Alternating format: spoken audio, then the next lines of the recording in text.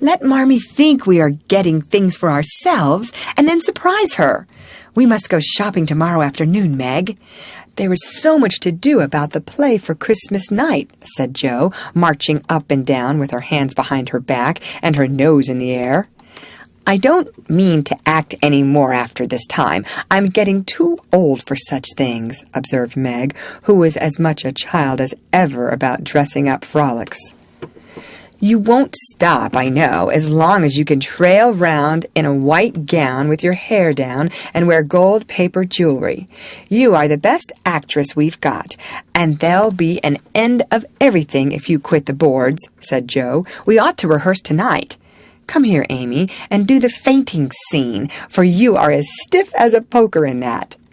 I can't help it. I never saw anyone faint, and I don't choose to make myself all black and blue, tumbling flat as you do. If I can go down easily, I'll drop. If I can't, I shall fall into a chair and be graceful. I don't care if Hugo does come at me with a pistol, returned Amy, who was not gifted with dramatic power, but was chosen because she was small enough to be borne out shrieking by the villain of the piece. Do it this way. Clasp your hands so, and stagger across the room, crying frantically, Rodrigo, save me! Save me! And away went Jo with a melodramatic scream which was truly thrilling. Amy followed, but she poked her hands out stiffly before her and jerked herself along as if she went by machinery, and her ow was more suggestive of pins being run into her than of fear and anguish. Jo gave a despairing groan, and Meg laughed outright, while Beth let her bread burn as she watched the fun with interest. It's no use. Do the best you can when the time comes, and if the audience laughs, don't blame me. Come on, Meg. Then things went smoothly, for Don Pedro defied the world in a speech of 2 pages without a single break. Hagar the witch chanted an awful incantation over her kettleful of simmering toads with weird effect. Rodrigo rent his chains asunder manfully, and Hugo died in agonies of remorse and arsenic with a wild ha-ha-ha. It's the best we've had yet, said Meg, as the dead villain sat up and rubbed his elbows. I don't see how you can write and act such splendid things, Jo. You're a regular Shakespeare, exclaimed Beth, who firmly believed that her sisters were gifted with wonderful genius in all things. Not quite, replied Jo modestly. I do think The Witch's Curse, an operatic tragedy, is rather a nice thing, but I'd like to try Macbeth. If we only had a trapdoor for Banquo, I always wanted to do the killing part. Is that a dagger that I see before me? Muttered Jo, rolling her eyes and clutching at the air, as she had seen a famous tragedian do. No, it's the toasting fork with Mother's shoe on it instead of the bread. Beth's stage struck, cried Meg, and the rehearsal ended in a general burst of laughter.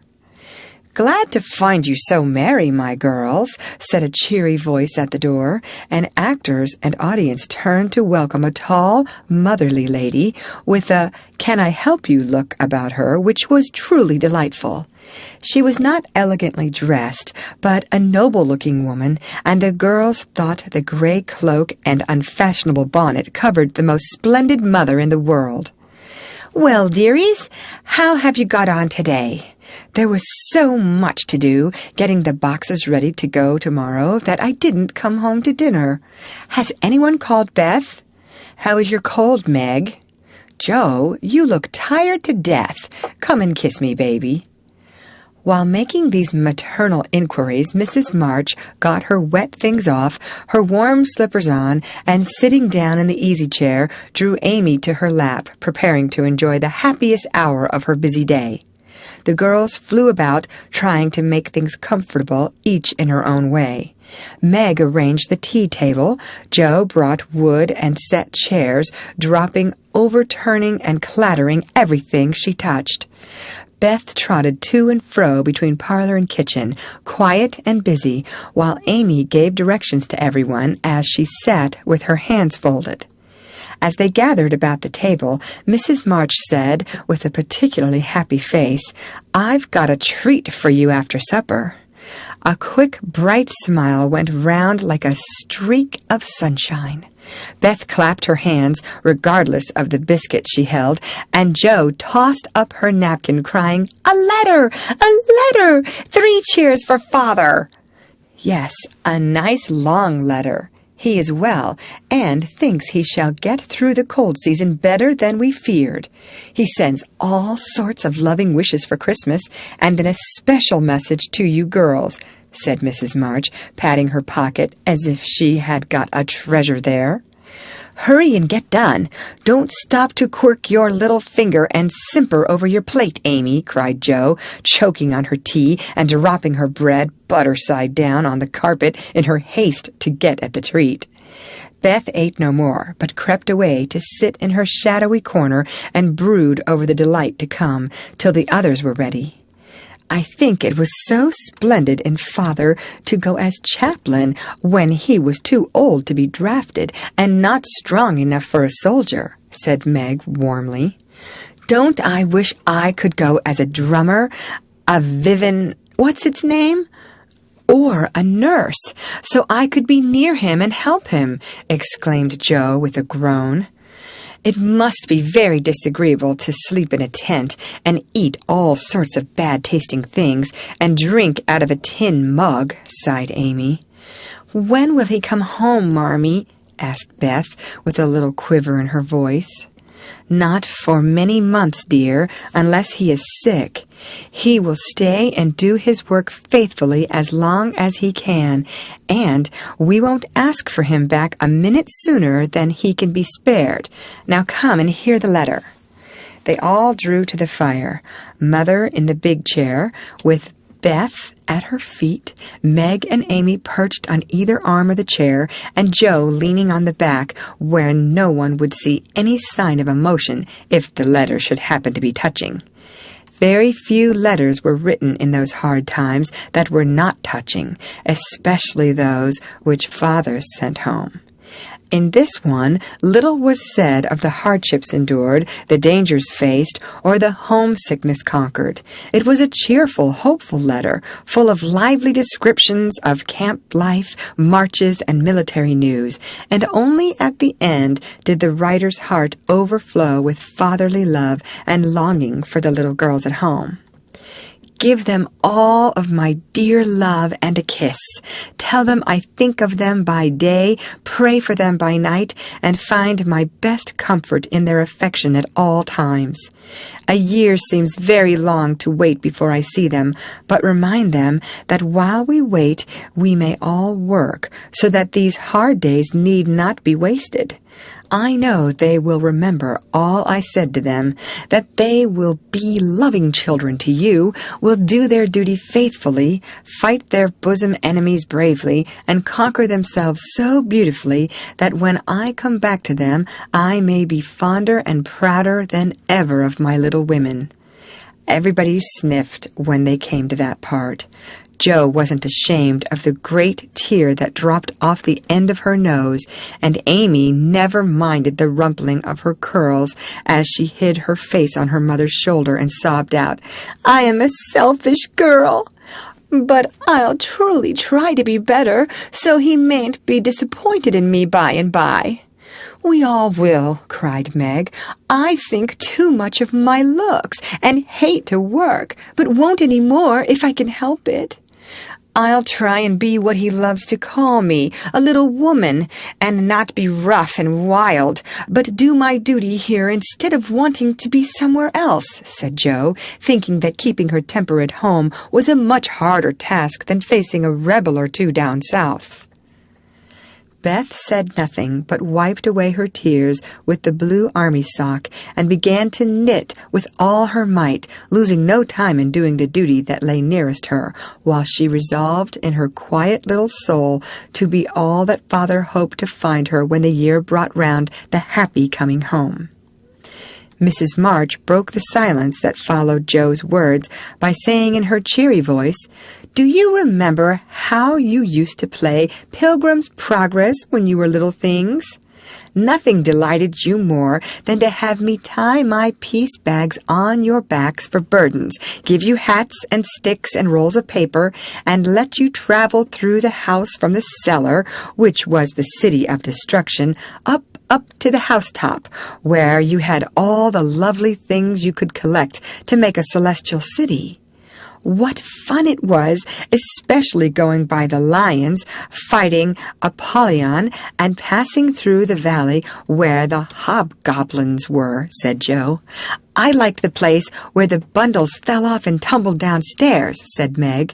I don't remember much about it except that I was afraid of the cellar and the dark entry and always liked the cake and milk we had up at the top. If I wasn't too old for such things, I'd rather like to play it over again, said Amy, who began to talk of renouncing childish things at the mature age of 12. We never are too old for this, my dear, because it is a play we are playing all the time in one way or another. Our burdens are here, our road is before us, and the longing for goodness and happiness is the guide that leads us through many troubles and mistakes to the peace which is a true celestial city. Now, my little pilgrims, suppose you begin again, not in play, but in earnest, and see how far on you can get before Father comes home. Really, Mother?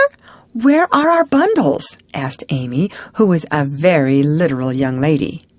Each of you told what your burden was just now, except Beth. I rather think she hasn't got any, said her mother. Yes, I have. Mine is dishes and dusters and envying girls with nice pianos and being afraid of people. Beth's bundle was such a funny one that everybody wanted to laugh, but nobody did, for it would have hurt her feelings very much. Let us do it, said Meg thoughtfully. It is only another name for trying to be good, and the story may help us. For though we do want to be good, it's hard work, and we forget and don't do our best. We were in the slough of despond tonight, and Mother came and pulled us out as help did in the book. We ought to have our roll of directions like Christian. What shall we do about that? Asked Joe, delighted with the fancy which lent a little romance to the very dull task of doing her duty. Look under your pillows Christmas morning, and you will find your guidebook, replied Mrs. March. They talked over the new plan while old Hannah cleared the table. Then out came the 4 little work baskets, and the needles flew as the girls made sheets for Aunt March. It was uninteresting sewing, but tonight no one grumbled. They adopted Joe's plan of dividing the long seams into 4 parts and calling the quarters Europe, Asia, Africa, and America, and in that way got on capitally, especially when they talked about the different countries as they stitched their way through them. At 9, they stopped work and sang as usual before they went to bed. No one but Beth could get much music out of the old piano, but she had a way of softly touching the yellow keys and making a pleasant accompaniment to the simple songs they sang. Meg had a voice like a flute, and she and her mother led the little choir. Amy chirped like a cricket, and Jo wandered through the airs at her own sweet will, always coming out at the wrong place with a croak or a quaver that spoiled the most pensive tune. They had always done this from the time they could lisp, "Crinkle, crinkle, little tar." And it had become a household custom, for the mother was a born singer. The first sound in the morning was her voice as she went about the house singing like a lark, and the last sound at night was the same cheery sound, for the girls never grew too old for that familiar lullaby. End of chapter. Read by Lorraine Montgomery for Lit2Go on the web at fcit.usf.edu.